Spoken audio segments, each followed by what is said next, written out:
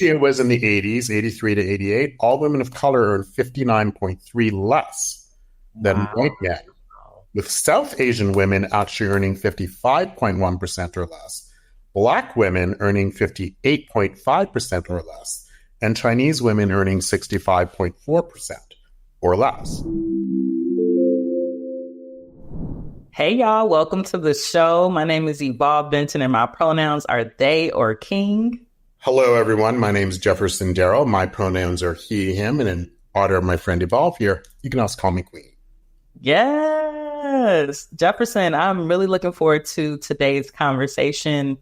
We're going to talk, y'all, a little bit about one of my favorite concepts, which is intersectionality. And this amazing term was coined by the amazing Kimberlé Crenshaw. Shouts out to anybody from Los Angeles. Y'all know Crenshaw is an amazing street where Black folks thrive. But Kimberlé coined this in, what was it, Jefferson, 1989? It was 1989. It could be mistaken. I believe it was, I know it was definitely the 80s. I want to say 81 or 89. Okay, definitely. And this term is really about the intersection of our identities. And she did a study really talking about how does intersectionality overlap when we look at our social identities, the related systems of oppression, domination, and also discrimination. What's really exciting is that this term is used quite often when it comes to diversity, equity, and inclusion in the workplace. Also, scholars use this at universities around the world. And Kimberlé is a beautiful Black woman who took the time to not only study how it impacts folks in the workplace, but how it impacts their identities throughout their life. I'm actually going to quickly confirm the date here. It was 1989. Okay. You're right. Definitely in the 80s. I was 3. I don't know how old you were, Jefferson. We're not going to talk about that. well, okay, ages, well, you know, that actually is a nice little introduction into intersectionality, especially in the workplace. Mm-hmm. Ageism. And that's one thing I was actually just reading a little bit about just prior to our talk today. How when we do consider concepts of intersectionality, and let's use an obvious one for both of us, in terms of parts of our identity. I mean, we're both Black, identify as Black, or as we just, you know, I'm actually based here in Canada. I'm based in Toronto, Ontario. I know the land that I'm on right now from an Indigenous perspective. I do apologize. I don't have this completely memorized. I know it's been home to the Haudenosaunee, the Mississaugas of the Credit, the Wendat, and I'm forgetting one group. I apologize. I also do like to pay respect to, I trace my roots to Mahatha and the enslaved peoples who were brought over here by force. So I often like to recognize, you know, my ancestors and those of us who were brought here by force. But where I was going with all of this, and I'm sorry, that was, can we start all over? Sorry, Evolve. Keep going. Really? Okay. So yeah. The editor will take care of this. So yes, intersectionality, 1989. I was a kid. No, I wasn't a kid. Well, I guess I was a kid technically. I would have been a teenager in 89, actually. So Black really don't crack. Like, that's what you're pretty much telling me right now. Exactly. So when we look at different aspects of intersectionality, I mean, there's a wheel that you can probably see now in terms of an image adapted from Sylvia Duckworth's Wheel of Power and Privilege. And it really looks at systems. When I think of intersectionality myself, especially through Kimberlé Crenshaw's lens, it's really about a lot about power and privilege. And you look at different aspects of one's identity that have power, different aspects and privilege, and different aspects of one's identity that may not have the same amount of power and privilege. Common ones are gender, like male versus female, if we're looking at through a binary lens, because there's also non-binary and gender is a spectrum. But to, I guess, what's the word I'm looking for here? I don't know if this is appropriate to say, but I'm going to say to simplify things, let's say gender, in this case, female versus male. Again, I'm looking at this very much through a binary lens, and I do apologize because gender is a spectrum, but let's be realistic in our society today. Male, specifically cisgendered males, have more privilege than, frankly, I would say almost any other, I guess gender identifying group, whether that's cisgendered females, trans males, trans women, non-binary folks, etc. When we think of things like race, white folk, what we call white rather, is typically considered more power and privilege than non-white folks or non-Europeans versus Europeans, let's say. Things like even issues of around, I'm looking at the wheel right now, even issues around marital status. We often look at those in couples, even whether it's heteronormative couples, whether it's homosexual couples or polyamorous polyamorous groupings, I should say, again, tend to be, well, I would actually say more I welcome your thoughts here, Val, but I'm just curious whether it's more those in sort of a two-person grouping or a couple versus... Yeah, I think it's things that acknowledge the patriarch, right? Like, so anything that acknowledges and uplifts that is going to be probably on more of the privileged side of the wheel. And we know that when they're looking at cisgender relationships, right, they're like, okay, the man does this, the woman does that. And then when you bring in queerness, right, like the conversation I always have with people, they want to know who's the man in the relationship. I think that those type of things come up, like that's needed in that perspective. But it's interesting. The wheel is interesting because it does bring in power and privilege. But I think what it's also talking about is like the environments we're in. And I think about myself. I'm here in Atlanta, Georgia now. And I went to school in New Orleans, Louisiana, here in the United States. And being in the world was different when I was at a HBCU. I held a lot of privilege at a HBCU as a Black, taller, cuter person, right? Compared to pretty privileged. Compared to some of my counterparts that went to HBCUs who were not Black, who were white or not from the United States. English was not their first language. So I think it's also about the environments that you're in and how your privilege shows up or how it's amplified depending on your social capital. Completely agree. And thank you for bringing that to the forefront. It's interesting when you say, talk about environments you're in. I mean, as you know, I've traveled quite extensively in the US. I've also traveled quite extensively in Canada. And speaking about privilege and frankly, that difference, or more importantly, that environment you're in, I do find there are differences, especially around the Black experience, south of the 49th parallel, so in the US and also in Canada. For example, one simple little difference, well, it's not that simple, I suppose, is I remember I was in a conference in the United States and we were talking about, in this case, language, around inclusive language. And someone brought up the concept around Latin versus Latinx. It's my understanding, Latina, all of that. And it was obviously from, is it appropriate to say Hispanic lens? I'm not as familiar with that type of culture. Anyhow, where I was saying as a Black perspective is in the US, it's very Black. Whereas in Canada, we often use the phrase more in social services spaces. We often see the phrase ACB communities. That stands for African, Caribbean, and Black communities. And it's funny because my colleagues in the States like ACAB, well, ACB or what have you, means something a little different in the United States.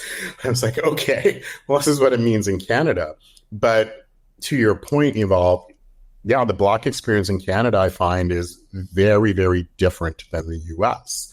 There is a Canadian, that's why we say African, Caribbean, and Black. There's a Canadian Black experience. I'm first generation, born here in Canada, and I grew up in Canada, hence my accent.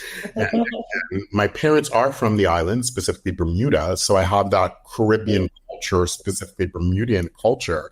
And I have a lot of friends who are also from the continent directly. I have some friends from Ethiopia. My last boyfriend was from Nigeria. So I do have a lot of friends directly from the continent. And it's really interesting because all of our experiences have been very different in Canada in terms of how we do navigate spaces and how we view the world. What is interesting, I'll never forget this, my boyfriend, Eddie, he left Nigeria to move to the UK first, then he went from the UK to Canada. That's another story. But I remember when we were first dating and he said to me, Jefferson, I had no idea I was Black until I left Nigeria, which I thought was quite a profound statement. And to go into specifically intersectionality and the obvious one for Evolve and I, and frankly, Eddie, one of our big intersectionalities was our race, tied in with in this case, our sexual orientation. And it's funny because Eddie and I both observed how we'd be in ACB or Black spaces, and many times our queerness, our sexual orientation was not acknowledged or discussed. Sometimes it was very negative.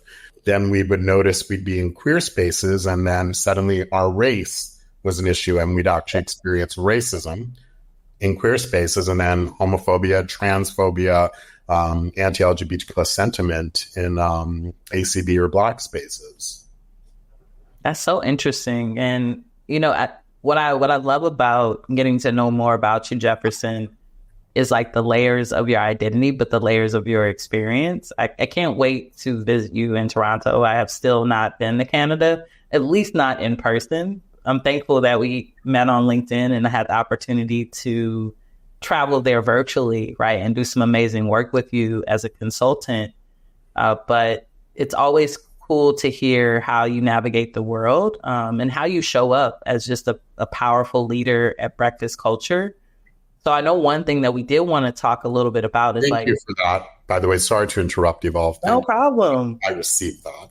Oh, and I give it to you double time. But I know one thing that we wanted to talk about was, our work as consultants and how does this show up, especially in the workplace when it comes to gender wage gaps, right? Which we see on a continuous basis. And I know, offline, you and I were talking about how the wage gap, especially between cis men, cis women, and even trans folks has widened since the pandemic. Yes. So what are you all seeing in regards to that in Canada, and maybe some of the stats that people should know about so that they're aware of it?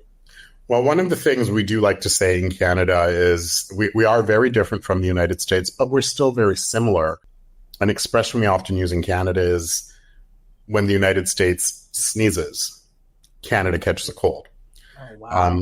Another way of looking at it, I'm not necessarily proud of this, but speaks to, I guess, the United States tends to lead that way, is in what happens in the U.S. I often say this to you, Evolve. Whatever's going on in the U.S., it'll happen in Canada about 2 or 3 years later. You take a bit of time to catch up. Anyhow, I guess that's kind of helpful to prepare for the madness in a way. Well, to your point, that's one of the things I like to keep abreast of what's happening in the United States and how people are addressing certain issues. But in terms of that gender wage gap, we did a little research. We went to Catalyst. For those of you who aren't familiar with Catalyst, they're an organization, nonprofit. They've been doing quite a bit of research for well over 10 years now about women in the workplace.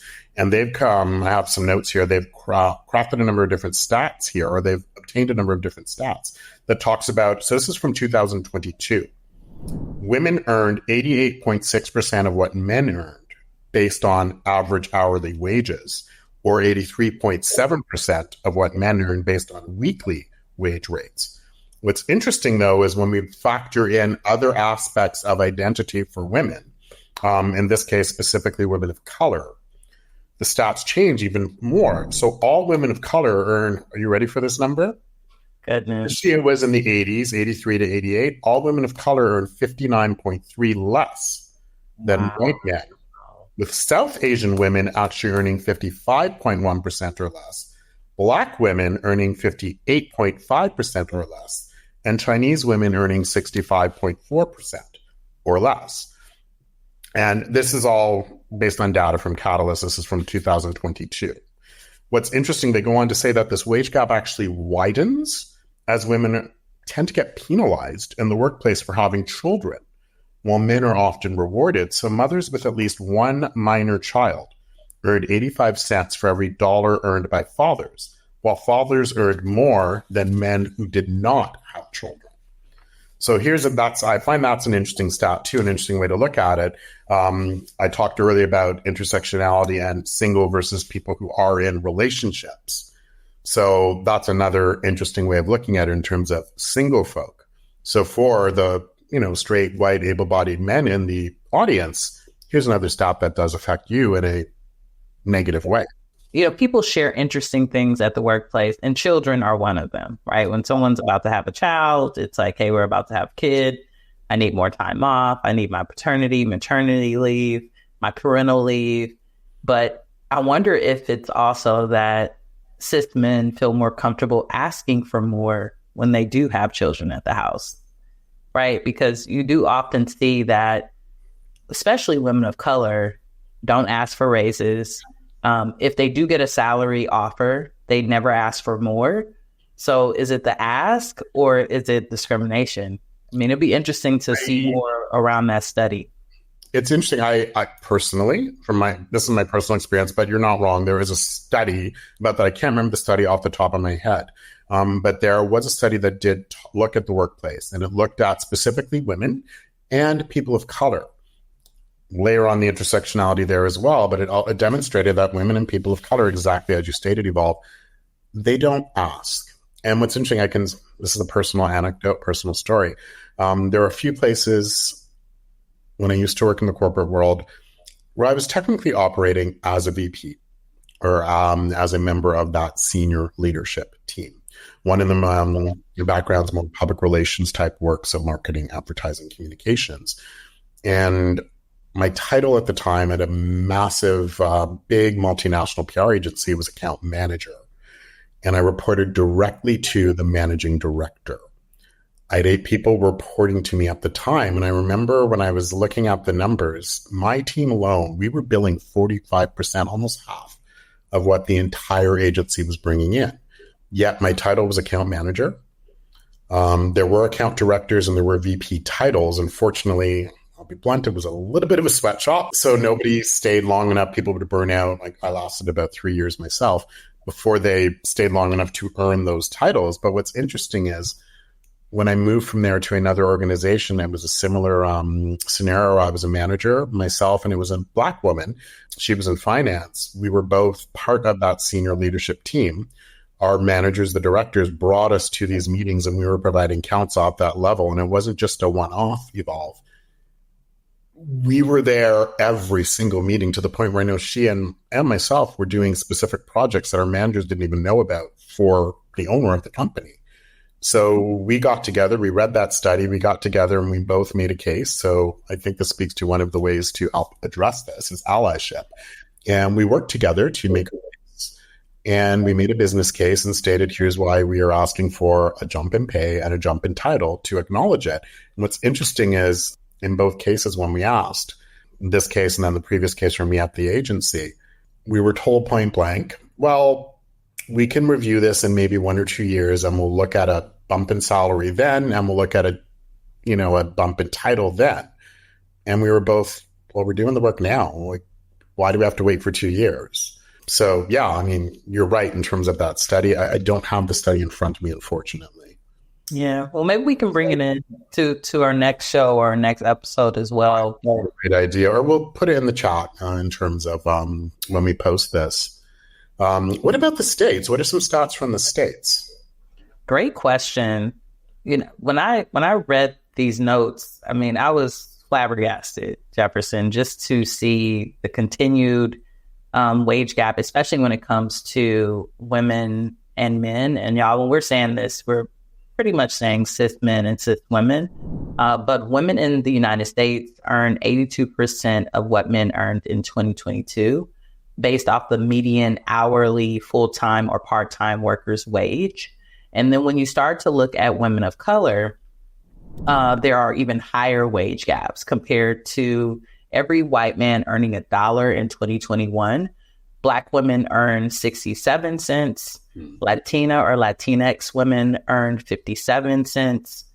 White women earned 80 cents. And Asian women earn 80 cents on average. But the wage gap can be really larger when we start to look at more AAPI women groups, especially when you think about Burmese women earning like 50% less or Nepali women earning 48% less. So the stat says that based on the 2021 wage gap, women in the U.S. lose on an average $398,000 over a 40-year career. I mean, y'all, that is almost $500,000 when we think about it. And when we think about women being able to retire early or take care of themselves, or even take care of their families, this is just, it's quite ridiculous when you think about it. I remember when I was working for primarily in higher education, my partner at the time was in a role doing the same amount of work, actually double the amount of work, I believe, at that time, and making around $30,000 to $35,000 less than a cis white man who was in the same department. So I actually got to see it in real life. And when she called this experience out, her position was eliminated less than 3 months later. So oftentimes, you mentioned you put in the ask and they were like, wait 1 or 2 years. She put in the ask and her position was eliminated, which is even more frightening when you think about this experience. And that is one of the reasons why the work that you do, the work that I do, the work that many people do in the ESG or DEI space, environmental social governance, diversity, equity, inclusion, I'm going to have to be in there, belonging, is quite important because it does have an effect on our bottom lines and our mental health, all of that. I mean, we're going to go into that in a minute. So Jefferson, I have a question for you. Yeah. And this is a little off script, but I just want to know. There's a script. There is a script. But I mean, it's on topic, but I think it's a little off topic as well. But it's still on topic of intersectionality. When we think about the workplace and the wage gap and what we have happening right now in DEI, one thing that I'm seeing here in the States is that people who are actually still doing the work don't have very intersectional identities.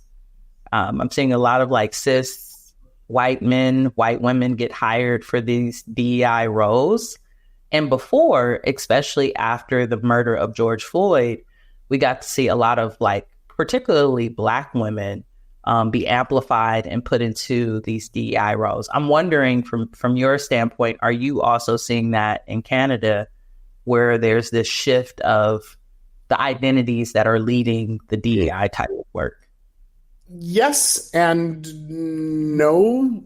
A lot has come to my mind with that question. From a Canadian lens, and I'm going to address this in a couple of different ways. First and foremost, I want to talk about DEI rules. One thing I noticed in Canada is how we are different than the States. DEI has been a lot longer in the States than it has been in Canada. That said, there are pioneers in Canada. I think of Hamlin Grange. He's a pioneer in this space in Canada. In Canada and the US, unfortunately, it was just rolled back for post-secondary institutions affirmative action. And correct me if I'm wrong, Evolve. It's my understanding they rolled back affirmative action for post-secondary education, so the Ivy League schools. But if I recall correctly, military academies were excluded from that. I believe so, yeah. Which I find kind of interesting and telling. So in the United States, you use the phrase affirmative action. In Canada, we actually call it employment equity. And Justice Rosalia Bella did some groundbreaking work in Canada around employment equity, and this would have been in the 80s. And that's what we focus on here in Canada. We still have our employment equity. That said, going back to what I said earlier about things happening in the US, happening a few years later in Canada, there has been talk in our House of Commons about taking another look at employment equity. But to go back to your initial question, with all of that, I noticed, at least personally, after the murder of George Floyd, DEI roles in Canada were prior to that, rather, DEI roles in Canada were primarily at large institutions. I mean, Canada, we are a much smaller market compared to the US. We're about the 10th of the size. The Canadian market, as my understanding, is not even as big as the entire market of California, just to put things in perspective. So usually it was hospitals, higher education institutes, and banks that would have these types of roles. They weren't very common in many other companies. What I personally noticed was a huge demand for DEI roles at companies from all different types of sectors, industries, and even sizes after the murder of George Floyd in the summer of 2020. So that's when it seemed to take off in Canada. It was interesting. I was actually up for a few of those roles. And what I find fascinating is when we talk about ways that organizations exclude certain groups or certain demographics, whether it's women, whether it's people of color, people living with disabilities, Indigenous peoples, some of the language that's used, at least in Canada, I'm not sure about the States, is in Canada, I often see phrases like, well, you don't have Canadian experience. Okay. Or I have Canadian experience. And I was told, we don't have proven experience in this role. I remember telling them it was a senior level executive suite role. And without getting to my full story, a lot of work in the DEI space. When I was working for the government, came up with an entire anti-racism action plan. I used to work for the Ontario government. And ultimately, my plan, I went to the head of DEI for the Ontario government. And that became the anti-racism action plan for the entire province of Ontario. And I remember stating to the interviewer, I said, I did all of this change and affected all of this change over 3 years from the side of my desk, on my own time, on my own dime. Imagine what I could do if this was my full-time job and still maintain my full-time job and delivered on every single one of my key performance indicators. And I was still told, well, we're looking for someone ideally in the Canadian market with proven experience. And I said, well, you're going to get someone from the US because a lot of these roles have not existed in Canada. If they have, they've been at these larger institutions. And what was interesting is that's exactly who ended up getting hired. It was someone from a bank. I believe it was a Canadian bank in this case, which was fine. I mean, at least they're doing something. So I think my experience, I mean, you know, you ask 10 different people, you're going to get 10 different stories. But in my experience, it feels like DEI in Canada, at least, in terms of roles and responsibilities, it's relatively new, meaning to see that type of role outside of larger institutions. Very, very interesting. Yeah, we hear the same thing here. I mean, there's a few roles this year that I applied for, and I was told I didn't have enough experience. And I've been in the workplace formally almost 15, 16 years. So it's very interesting. I'm like, when will I have enough experience? What exactly do I have to do? I mean, work at the top medical school in the country, right, around these topics. So it's very interesting. Just a very interesting time to be in the work. On that front of experience, little personal anecdote. When I was going through this in the summer of 2020, my Aunt Millie, who turned 101 this year, she was the first Black teacher in Toronto and Ontario. And she was sharing some stories with me about this. And it was interesting because I felt bad because I didn't see that. She saw it right away. She would have been in her late 90s at this point, but she just looked at me and she said, oh, I can't believe that is still happening today. And I said, what do you mean, Aunt Millie? You don't have proven experience in the role. That's just code for you Black, honey. And it's like, oh my God, she's right. Like, in my day when I was looking for jobs, she had a master's degree. Back then, you didn't necessarily need a degree to be a teacher in Canada, at least, or at least in Ontario. I can't speak for the rest of Canada. Typically, what you would do is you go to teachers' college, specialize in teaching. And then during the summer months, most teachers went and increased their education and getting degrees to move towards, vice presidency and working in the board. And she already had she had her teacher's college, she had her master's, and she even said, I would interview at places. And keep in mind, this is like 1920s, I want to say, 30s. I'm not quite sure. I can't recall when. She said she'd interview at places and they would look at her and say, wow, you're extremely qualified. I mean, you're overqualified for a teaching role. You should be applying for vice principal roles. And then they'd point blank say to her, this is a straight cis white man on the other side of the table. We'd love to hire you, but we have to look after our own first. You would actually hear that spelled out. And that's what I find interesting, that she noticed that right away and was like, now people, they don't spell it out right away. There are different codes for it, hence that term code switching. Okay. I just thought that was kind of an interesting little story, and I felt a little bad that I didn't see it right away. I accepted the code switching, and she was indignant on my behalf. Yeah, well, you didn't see it right away, right? Because it wasn't really transparent. And, people often talk about the past, right? The 1920s, 30s, 40s, even the 1960s. And they talk about it in this very I'm happy we're not in that time anymore. But what I do appreciate about that time was the transparency of what was going on. You knew where you were not wanted or welcomed, right? And that's often when I talk to people about, moving from California and moving to the South here in Atlanta, people are like, what feels different? In California, racism is baked up in all these like colloquial language around not having enough experience.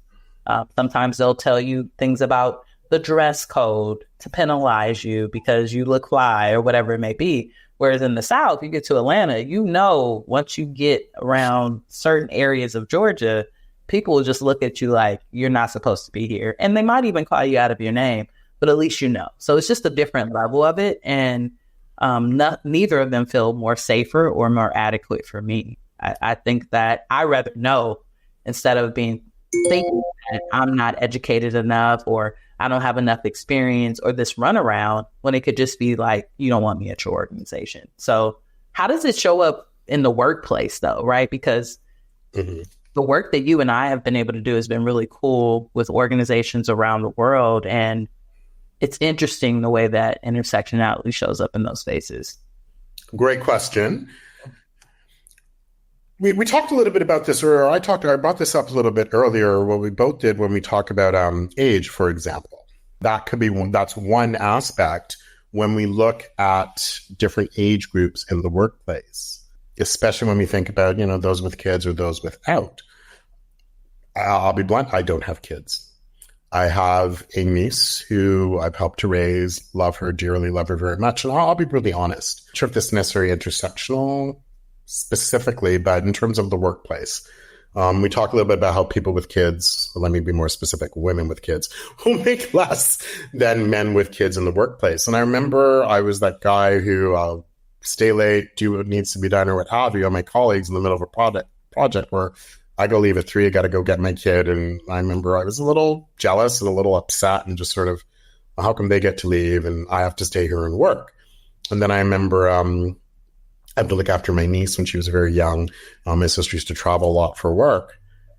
And I was I get to leave at 3, go pick up my niece. And then I'm picking her up and I'm, making her dinner, helping her with the homework. I'm thinking, wow, I'm still technically working. I mean, don't get me wrong, it was a labor of love and I loved it. Loved spending that time with her. And then, 8 o'clock, 9 o'clock, she'd be in bed and whatnot. And then I'm thinking, well, I still got work to do. And then I'd be up until 11 or midnight continuing work. I was like, oh, yeah, this isn't fun. Okay, so I get it now. As in, you're just deferring the work until a little bit later. And here's what I find fascinating if we're going to talk about it through an intersectional lens. I remember attending a conference once, and a white woman specifically brought this up in terms of with kids and working with kids and all of that and having kids. And I was sitting, it was funny, in the audience, majority of folk in the conference happened to be white. And we were sitting at a table. There was only one other person of color there, a Black woman and myself were sitting there. And she was talking about, well, you don't have to do it all. I mean, if you do have to go pick up your kid, you can send your nanny to pick up the child or send your housekeeper to go and do this and help with the chores. You can ask for help. And I find interesting, the example she used was one of her children forgot their bag lunch that day for school. And, she saw it on the counter and realized, oh, I should bring this to my child. And then she thought, you know what? I'm not going to. They need to learn a lesson. They need to remember to bring their lunch the whole bit. He can miss one meal. And, for some kids, that may be fine or what have you. And it was interesting because everyone's like, oh, yeah, that's a great idea. And, good for you. And this Black woman and I looked at each other. We were like, I looked at her. She goes, I got kids. If I did that, they'd be calling child services on me. That's what would happen at the school. Right. That's what I was thinking. And that's what I was thinking too. And so going back to intersectionality in the workplace, that's a great example of it in terms of who gets that privilege to teach these types of lessons to their children or look after them or what have you, and who doesn't. Right. And just how parenting is even analyzed when it comes to the workplace and the environments that we're in. I find it interesting when I was at the corporate environment and university I was working at. I'm not going to share the name, but y'all can look up my CV and y'all see it.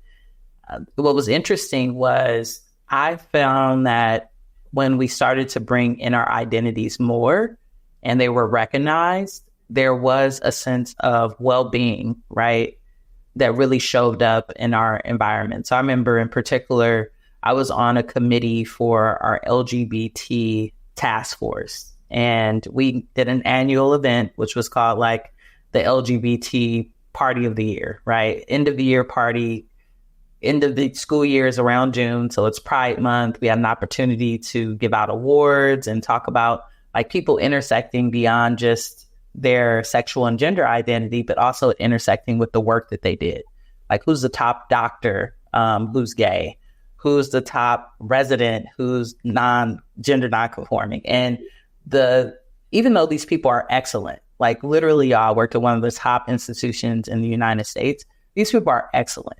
They honored these awards sometimes more than they honored their degrees, just to be recognized as not only just a doctor, not just a resident, not just a nurse, but also the intersection of the identity that come with that. Because I think that what they were expressing is me being in my workplace is not an easy environment.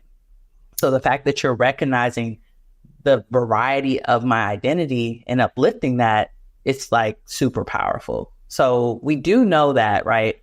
Like when we do talk about intersectionality in the workplace, when we create environments where we can recognize that, not only does the well-being of the staff member or that colleague increase, but the retention increases as well. People feel welcomed, they feel included, and they feel recognized, which can be really powerful. So I know some folks are like, how do I bring this into the workplace?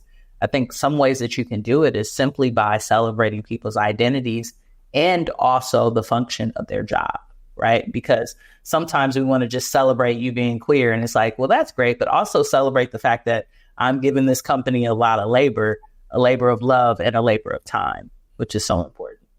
Oh, no, exactly. And often when you can bring your whole self to work, productivity improves. I can speak to this. I remember I worked at this one company. It was amazing. It was one of the marketing companies I used to work at. I loved it there. Everybody was so welcome. In fact, my boss kept saying to me a few times, just like, Jefferson, you're gay. Like, we need that perspective. Bring it. Like, talk in this meeting. And it was interesting because when I was in the government, my perspective wasn't welcome. And it was interesting because I'm very passionate about my job. I was very passionate about what I would do. And I remember being like, oh my God, I've got a great idea for something. And I would literally just do this.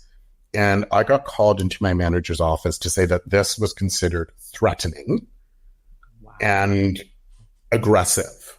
Wow. I'm not exaggerating when I say this evolved. My colleague would literally do this. Wait, put their hand up to my boss's, about this close to my boss's face. Say, I've got an idea. And I remember saying, I asked my boss, I said, well, how come this is acceptable, but this is threatening? And my boss said, well, they're just being passionate.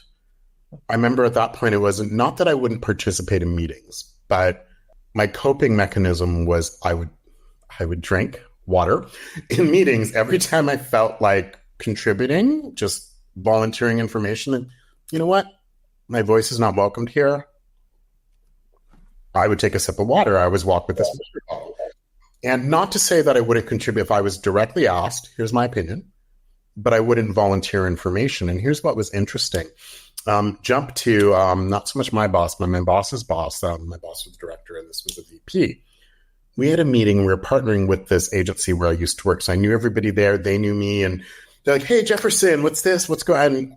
And it's funny because my VP even noticed the difference. He said, Jefferson, you were like night and day in the meeting with this agency. You were contributing a lot more. You were like just participating, and you had some really great ideas and really interesting insights that were very valuable to the teams. Like, where is this Jefferson?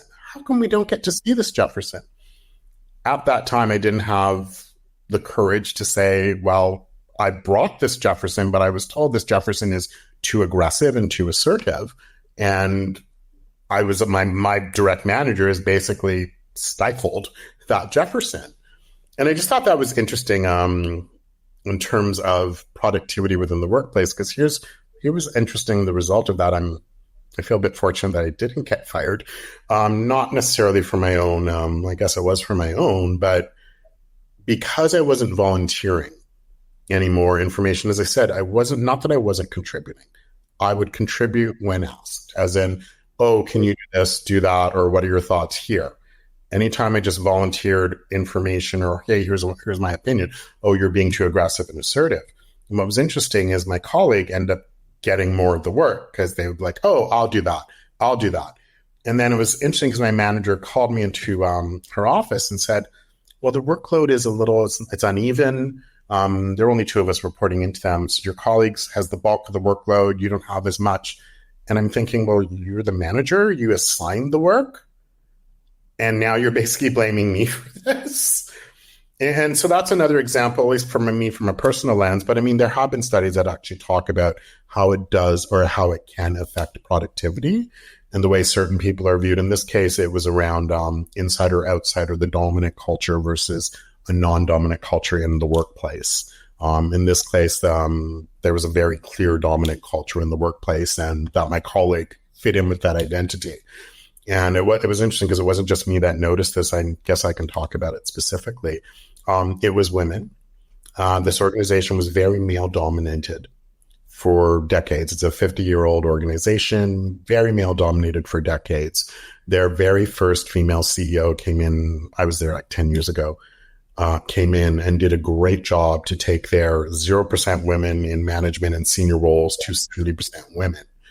Did a great job for gender parity in the organization. And it's interesting because every time I say this, my female colleagues of color would look at me like, not all women are doing fine. The white women are doing okay. The rest of us, and I don't even just mean Black, South Asian, like what we would consider racialized women. One of my big colleagues there was Greek, and this was a big lesson for me in terms of race specifically. And she had pointed out how she's Greek and like very Greek, thick accent, the whole bit. But because she wasn't that Anglo-European, she was also marginalized. That was a big lesson for me. And I remember thinking about that in the context of this concept of race, which is why when I say what I mean, something I'm working on myself is I try to avoid describing people or calling people as, oh, you're white. It's like, well, no, what is your background? Like, are you Dutch? Are you French? Are you English or what have you? Because like, as you know, race is a construct. Unfortunately, though, race is one of the biggest constructs that has informed us in the workplace. One friend, I am so sorry that you experienced that. And I'm happy that you took all of that knowledge and wisdom and baked it into your amazing brand and are able to help organizations right around the world with this. But that's so disheartening, right? That you had to almost make yourself small in order to be in that environment and not really show up as your true self. And I love that person got more of the labor. Right. But also that is the reason why sometimes in the workplace, when these things happen, we don't get the promotions, we don't get the raises. Right. And it kind of goes back to that. So why don't we give our audience some tangible tools? Like, how can intersectionality work in HR? Like when we think about human resources, how does that come up? And what are some tangible steps that HR professionals and departments can take to really add intersectionality and make sure that people feel included and that they're able to retain some of their top talent? A few things is recognize intersectionality at different stages of that employee life cycle. For example, candidate pool, a big discussion right now in DEI. Oh, do not get me started, but we're getting started. If I hear the phrase DEI hire one more time, like I'm going to lose it. I wrote a piece about this on the Breakfast Culture Secret Sauce blog. Evolve as far as link to it in the show notes. Make sure y'all go and watch it. Okay, we'll put that in the show notes. But as far as I'm concerned, Evolve, and I'd like to hear your opinion on this. I've just observed anytime I see DEI hire used, it's almost always a racialized person and almost always a woman of color and almost always a Black woman. Concrete example. Right now, we're September 2024, U.S. presidential election is happening. Kamala Harris is being referred to as a DEI hire. Yep. I don't recall when the previous election, when Hillary Clinton was running, there were questions about her, but I don't recall her being referred to as a DEI hire. Nope. At all. And it's interesting. Once I observed that, and I'm starting to see, and every time I notice there's especially a Black woman in any type of position of power, oh, they're a DEI hire. We often get questioned. I see it for Black men as well, but I see it almost 100% for Black women in positions of power. And it feels like we almost always get questioned about our qualifications. And everyone says, well, we should be hiring based on merit versus to fill a quota. So to go back to recognizing intersectionality at different stages of the employee life cycle, all we're talking about from a DEI lens when it comes to hiring is broaden your search and your network of qualified candidates. So you're not just going to the same school where, you know, a bunch of folks who might be, you know, of European descent on the East Coast who have the friends and privilege and money and legacy to go to an Ivy League school. You're not always recruiting from that. Maybe you're also recruiting at an HBCU, for example. Maybe you're recruiting from another country like Canada or another country outside of the United States. Like, you just widen the pool for qualified candidates. I love that. I love that because it's not just about, like, I totally agree. It's definitely about widening the pool, but it's also about assessing the pool that you've been searching from. Yeah. Right? Because sometimes even in those pools, they're not digging deep enough, right? Like, you'll go to the top institutions, but you're only going to certain departments. You're not looking into who was the valedictorian, who was the top Black, brown student that went there, who actually has multiple degrees, which we already know women of color are, like, always overly educated. So if we're talking about merit and all of that, you should be able to find diverse candidates who are there. One thing I've seen people do here in the US, which is really cool in HR, is they're requiring diversity statements as a part of job applications. I don't know if you've seen that, where people have to talk about their identity and what that will bring to their position and to the workplace. And I think that's a cool way to bring that in, because you can't assume by a person's name or even where they went to school who they are and how they'll connect with the culture at that particular organization. Oh, exactly. I mean, and to underscore your point, Evolve, I think organizations that are doing this well, they're not just looking at through the lens of cosmetic diversity, the things we can see, male, female, Black, white, etc., or the usual suspects. You're also looking at it through cognitive diversity. At Breakfast Culture, we actually subscribe to the work of Trevor Wilson and the Human Equity Advantage. And he talks about, let's look at the individual versus groups. Because one of the challenges, and which speaks highly to intersectionality, is often when we look at groups, I've been in spaces, as of you, where, you know, they've been ACB Black spaces and we're advocating for Blackness. Great. Nothing wrong with that. I think that's remarkable. I think that's wonderful. But I've also been in Black spaces when we're advocating for Blackness, and sometimes, well, wait a minute, whoa.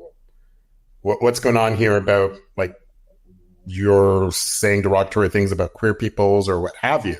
So I'm also Black, but I also happen to be queer. And similar, and from my experience, at least similar in gay spaces as well, where, whoa, wait a minute. I remember there was one incident where they talked about, from a pride lens, and they talked about Caravana and how, well, you know, we don't go to their parade, meaning Caravana, which tends to be a bit more Black focused. Why are they coming to our parade? And I'm thinking, what do you mean by their parade and our parade? Gay people are not just Black, you know, we're white, we're Asian, we're Bernese, we're all different types of identities. From a Caribbean lens, yes, Blackness is the dominant race there, but there's Asian Caribbeans, there's white Caribbeans. I mean, there's so many different types of aspects. So I was talking about human equity advantage. And so when we're talking about widening that pool and widening that candidate pool, it's not just about just going to HBCUs, et cetera. It's sort of, well, okay, we're an engineering scientific company. We're going to MIT to look for our people. Great. Are you going to, I don't know my US schools that well, but say a school where people specialize in maybe archaeology or art history or what have you, and they can bring an entirely different perspective to your organization that you may not have thought that will actually solve this problem that you're looking for. So when organizations are doing diversity, equity, and inclusion from a hiring lens, factoring in intersectionality, right, and in a good method, it's not just about, well, we're filling the quota for this. It's about, you know what, we want to bring the brightest and the smartest problem solvers with myriad identities, whether that's about race, whether that's about my educational background, whether that's about even something as simple as the introverts versus the extroverts, and how we can bring them all together and use that skill set, use the individual. So instead of looking, I'm going to use you as an example here, Evolve, instead of looking at Evolve as in, okay, Evolve went to an HBCU, Evolve's non-binary, Evolve's like, but it's like, well, Evolve is also an incredible public speaker. Evolve is extremely knowledgeable about, podcasts and tech. Frankly, Evolve's a stellar entrepreneur and knows how to run a business. These are other aspects that we need in our organization as well, because we need them to run a specific business unit. So it's more than just what we can see in terms of identities. Sadly, we often focus on just what we can see in terms of identities. What are your thoughts on that front in terms of how HR can bring intersectionality at different stages in the workplace as well? Well, I think that it's important to actively seek different perspectives, especially from the folks that you already have at your institution. So I had the opportunity when I was working in corporate to be a part of putting together the survey for our annual cultural survey that we would have at our institution. And what I really appreciated about that is the leaders brought in people from various different departments, various different ages, various different cultures, so that we could actually formulate questions that didn't just tap into what does the VP or the board want to hear. Actually, what do staff members and even janitorial staff or part-time staff care about? So I think when you're thinking about whether it's surveys, whether it's about opinions, whether it's about are we going to add in more gender inclusive restrooms or not, getting feedback from the variety of people that you brought into your institution is important, and not just the people who've been brought in to bring ideas, because sometimes your role might not require you to do public speaking or presentations all the time, but your opinion matters. And when you ask people about their opinion, it can really, impact the way that they feel about the organization. I recently had a job search that I did, and I was a finalist for the role. It was an interesting role. I definitely feel like I was qualified. I didn't get the position, which I'm okay with. But what I thought about was I had to interview with at least 10 different departments. I mean, the interview itself was a 10-hour day. I was there from about 7 o'clock in the morning until 7 o'clock in the evening. And even though I think it was a little bit too robust, a little overboard, I got the impact of why they did that, because they wanted to make sure that every department felt included in the decision to bring that role to that particular institution. Now, do I think that every opinion that they got was necessarily valued the same?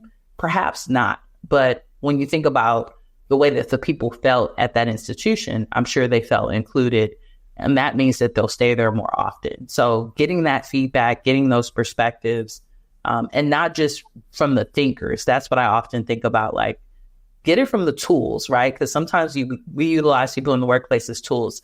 They're the ones that are cleaning the toilets and cleaning the bathrooms. They're our cafeteria staff. Sometimes even when we think about healthcare organizations, those might be more the CNAs and not necessarily, the nurses that are managing the rooms, but the ones who are actually changing the bedpans. Getting everyone's opinion is important. And those are intersectional thoughts. Yeah. So it's going to create a space for you to think more and for you to innovate more and include more people. So that's one thing that HR can definitely do. It's interesting that you bring that up. It reminded me of a story when I was working in the ad agency, and we were doing a promotion we're targeting post-secondary students first, second year. And I remember sitting in the brainstorming, and our intern at the time was very quiet. They were young. They were the youngest person in the room. It's probably the first month of their internship. And I remember she was quite shy, and she was she wasn't shy in terms of the interview. She's very eager, very smart, which is why she was there. She happened to be a woman of color as well. But I remember she didn't really participate at all. And I was leading the team at the time, and I said to her, you are the target market. From anyone in this room, there's 8 of us sitting around this table. In this scenario, your opinion matters the most, because you are who we are talking to. And it was interesting because I could almost see, and everyone actually commented afterwards, we saw a difference in her, because suddenly she's like, you know what, you're right. And then she brought this amazing piece of insight to the table. And we presented it to the client because at first we were like, oh, we weren't aware of this. Quick side. In a nutshell, we were selling, I'm dating myself here, we were selling calling cards, phone cards to these students. And she had pointed out that, at least in Canada, I don't know about the States, there's something called the turkey dump. At the time, it's my understanding from my niece that still happens. So you would go away to school for the first time, like college, university, and you have your high school sweetheart or what have you. And then you get to college, you're like, oh, there's a candy shop of availability here. And suddenly it's like, I want to be a free agent. And you would go back at Thanksgiving. Canada Thanksgiving's a bit earlier than in the States. It's in October. And you would call up your sweetheart who's also been to school and be, hey, I'm thinking we want to see other people. And it was affectionately known as the turkey dump. Oh, wow. So the campaign became, don't get turkey dumped. And at first the client was like, what? Evolve. The students loved it. We broke sales records because we spoke to them. It's like, oh, yeah, I don't want to get turkey dumped. I need to get it. So the whole thing was get a calling card, don't get turkey dumped. Stay in touch with your sweetheart while you're in school. A bit of a dated example, I realize that. But I just thought it was quite funny and interesting because, again, it speaks to giving this person a voice in the meeting.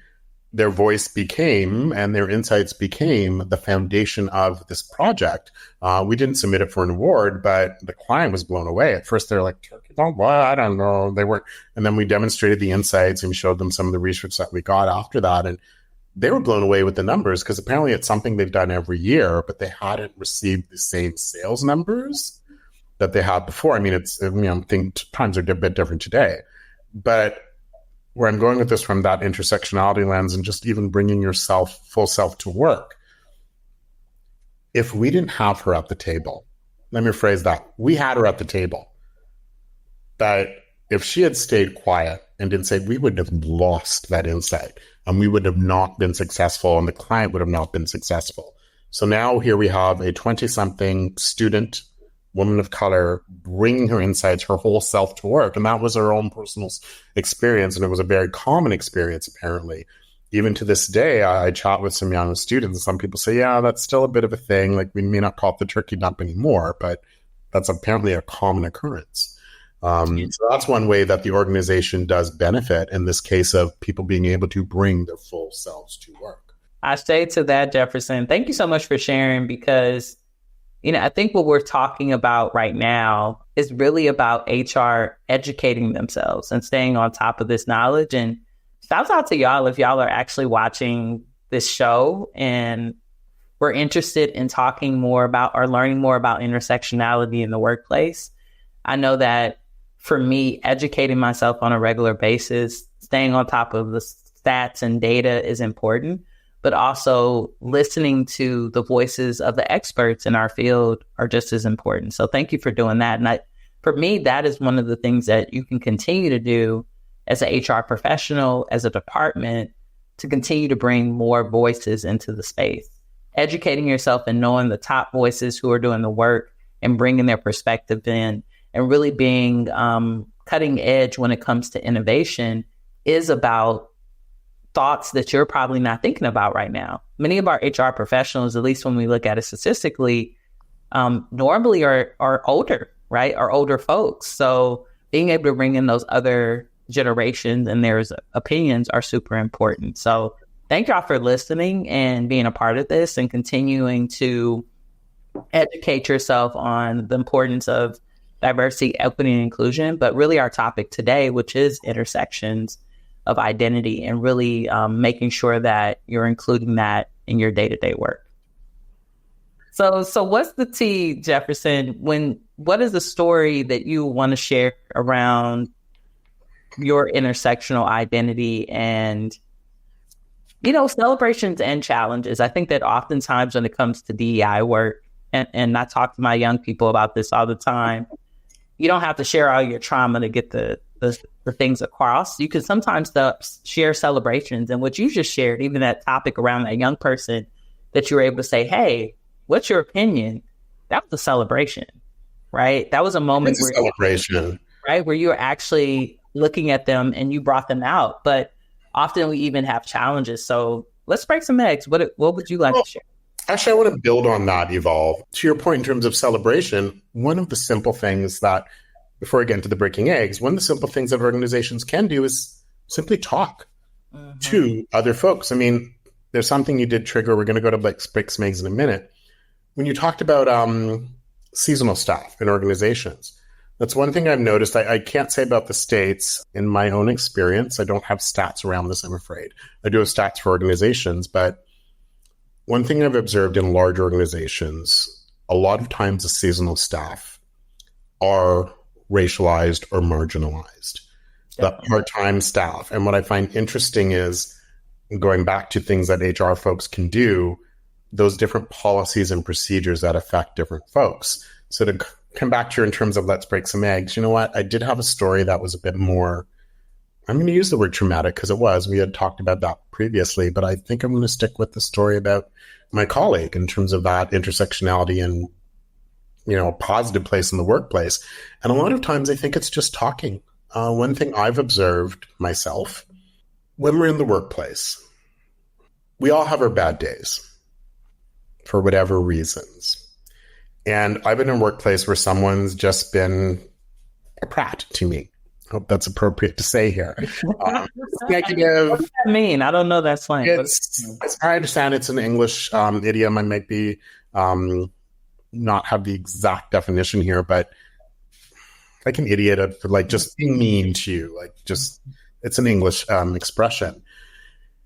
I could be mistaken on that, so apologies to my friends across the pond in the UK. But like just, not being a nice person. And for me, we've all experienced that. We've all been that person at work. And one thing that I've done myself is, I had a friend once who was they're always usually really quite pleasant at work the whole bit. And they were just, what do you want now? And they're all just grumpy, like really grumpy and mean. And I said to them, hey, you know what? Let's go and have a coffee. My treat. Let's go to the coffee shop and we'll go have a coffee. And I'll take them out of the environment. We'll sit, we'll have a coffee.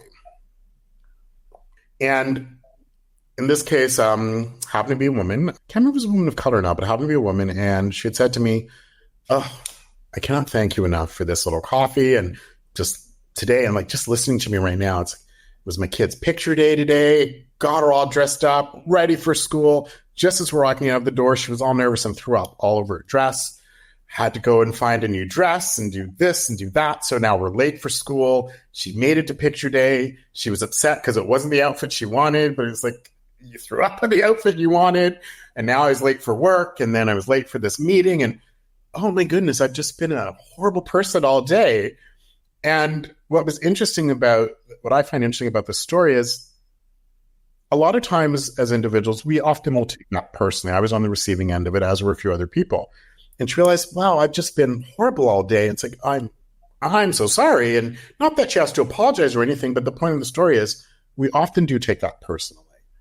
And I remember, and she'd point out to me, it's like, this had nothing to do with you. And I realized this had nothing to do with me. She was dealing with something that I had no clue about, and it was affecting her day. And I think at the end of the day, I'm talking about empathy, Evolve. And I think if we just bring some more of that to the workplace, and this is how it connects to intersectionality. Let's use the murder of George Floyd as an example.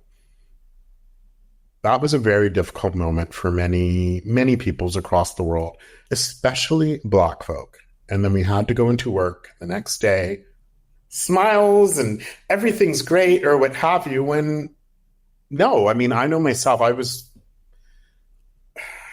a tough time. It still is, as far as I'm concerned. And understanding that different peoples with different identities and intersecting identities especially may bring different aspects into the workplace that can affect them from a positive lens or from a negative lens. And just showing some empathy and just showing some kindness. Kindness, I think, is key here. Can often be the simplest thing in this case. Cost me $5. Let me get you a coffee. Take them offsite, go offsite, and then a lot of times you just talk. And that's one of the reasons why Let's Break Some Eggs, a breakfast culture. That's our tagline. That's our hashtag. It's one of the reasons why I talk about it from that standpoint. I find as human beings, we don't often communicate enough, just in general, I mean. And one thing I've noticed is once we start communicating and talking with each other, we do find these similarities. I had a good friend I went to school with. He was older at the time, like I was in my 20s. He would have been in his mid 30s. And he was white. And he said to me, Jay, call me Jay. You're the only Black person I know and the only gay person I know. And I'm asking you questions and I'm expecting you to answer on behalf of all gay people and all Black people. I was like, okay. But what was interesting about the discussion, we're sitting there talking, and I'll be honest with you, Volve, he was asking some really just stupid and ignorant questions. But it was also from a place of, I just don't know. Like, I've never really interacted with Black folk. He's one of my dear friends today. He's a beautiful human being. And what I laugh is we're sitting there having a very interesting discussion. And some of his questions were kind of stupid. And I laughed. And he's like, I'm glad you're laughing. And we talked about it. And there was a gentleman there. He looked a little upset. And at the end of our discussion, the gentleman stands up and he's like, I've been listening to the two of you talk all day. In this case, it was about Black issues and queer issues, or all night, whatever it was. And my friend's a big guy. He stood up and it almost looked like it was going to turn to a bit of fisticuffs. And then suddenly this gentleman smiled and said, I have learned so much about the Black experience, the gay experience, and how their similarities, their differences, and some of the challenges and frustrations. You two need your own TV show. Like the way the two of you, and this is like 20 years ago, the way the two of you have communicated this. And, I saw you laugh at some of his questions. I saw you roll your eyes at some of his questions, but you addressed them, you talked about it. And admittedly, this is also putting the work on, me in this case, we're friends. So I accepted that work. But all I'm getting at is I think we just need to communicate a bit more and talk a bit more as human beings, and we'll start to see a lot of similarities between us. Because what was interesting in terms of my relationship with him, going back to intersectionality, I used to tease him about his age because I was in my 20s, and hear me being a little bit ageist then back in my 20s, I thought I knew it all. And then I remember when I hit my 30s and I was working with people in their 20s, and I was like, oh my God, was I that arrogant when I was in my 20s? And I remember having a beer with him and chatting and saying, I don't know how you dealt with all of us. And he was like, thank you for acknowledging that. Now that you're in your 30s and understanding a little bit of that, and what that is. I mean, I'm speaking about age in this case with respect to intersectionality, but that's sort of my little final thought in that front is in communication, empathy, and let's talk a bit more. What are your thoughts on let's break some eggs around intersectionality? I love that story. Thank you so much for sharing, Jefferson. I think for my breaking some eggs, right? Breakfast is actually one of my favorite meals all times for folks who are watching this and everyone take me out for a good meal. It could be in the morning or in the afternoon. But I want to acknowledge some of the amazing women of color and Black women who have helped me in corporate environment because of my intersectional identity. So when I first started at my very first position in higher education, I had a bad boss. He was quite abusive. And I remember when I first started that role, I had enough courage to ask for more. So when he gave me my offer, I said, can I get, I think I asked for $5,000 more at that time. And he said, I don't know if they're going to be willing to give you that because at that time it was about the experience, right? He said, you have a psychology degree, you don't have a higher degree, something like that. Something where it told me he wasn't willing to advocate for me. And that came up continuously in our relationship. But I remember I got my second role in higher education and I had a Black woman who was my supervisor, and she gave me the offer. She said, I want you to ask for more, right? She was like, I want you to ask for more, right? And she told me the game. She's like, every time you get in a position, you need to always ask for more. Even if they say no, always ask for more. So I asked her for more and ended up getting, I think, $15,000 more on top of that. When I moved into the next role at that same institution, I had an amazing boss who was Vietnamese, and she told me to ask for more. The same thing. Ask for more, ended up getting about $20,000 more, right, added to that salary. So I remember I was sitting in our financial meeting, our budget meeting one day, and they're very transparent at my last position. They would tell you how much everyone is getting paid and what is the increases.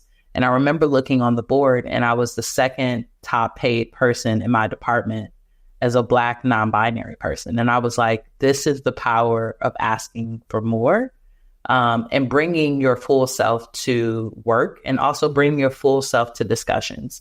I mean, I worked my butt off in that role, y'all. I was doing assistant deans and vice chancellors jobs. So I definitely deserved it. But I just want to echo that to any non-binary trans person that might be listening to the episode today. Don't be afraid to ask for more.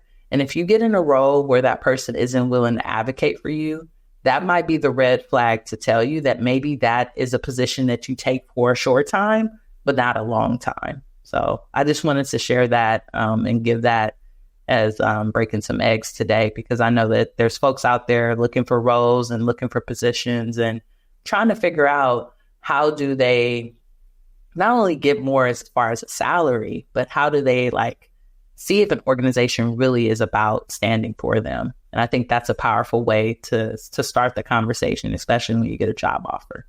Well, Jefferson, it has been quite amazing to have this conversation with you. I'm really thankful for us to be able to talk about this. And I want everyone to know that's listening, we will put all of these resources, the article from The Catalyst, Jefferson's amazing article that he wrote recently on breakfast culture. We'll put it all in the show notes so that you can check it out and continue to educate yourself on the power of intersectionality in the workplace. Amazing. Thank you again for this opportunity, Evolve. I'm going to enjoy doing these podcasts with you. I am learning a tremendous amount from you, King. Oh, thank you, Queen. All right, y'all. Until next time. Peace.